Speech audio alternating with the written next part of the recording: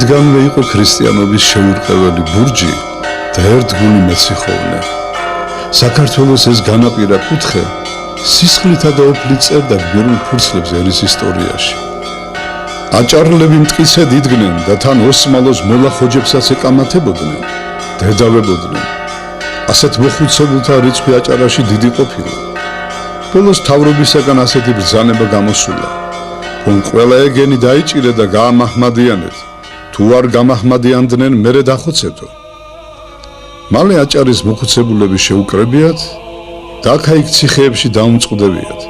ესენი აჭარის წყლის შესართავთან მიურეკიათ, სადაც ძველად თამარ მეფის ხიდი ყოფილა. რომელ ხიდის ნიშნებიც დღესაც დგას. ამ ხიდზე დაუდვიათ თავს საკვეთი, მოხუც ქრისტიანებს თავს ჭრიდნენ, მერე ენის წვერს და ფაშას უგზავნიდნენ. თავსა და ტანს კი ჭოროხში ყრიდნენ. ეს საქმეები მომხდარა ამასის წლის წინათ. ესე იგონებს მოხუცი აჭარელი, ესე იგი 1790 წლებში.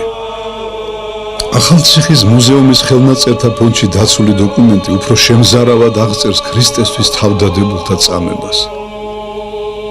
რომელ ხორცეულ ენას შეუძლია, რომ წარმოთქვას იმდროინდელ ქრისტიან მამათა და დედათა დასჯა და ანჯვანი, ვის ცოცხალს ტყავს აზრობდნენ, ვის ოთხპალოზე გაკრულს ბაწრებით გულს უღებდნენ, ვის ნაკუწ-ნაკუწ ჭრიდნენ ხმლითა და ვის ხანჯლით გულმუცელს უპობდნენ, ვის შამფურზედ გაცმულს ცოცხლებრივ ცეცხლზე სწვავდნენ, ვის შიშველს გახურებულ საჯდომზე დაგებდნენ, რკინის საწვავით ხრეტდნენ, ვის ადუღებულ წყალში ხარშავდნენ, ვის გამდნარ ტყვიას ასხამდნენ პირში, ვის ანთებულ კირში აკდებდნენ.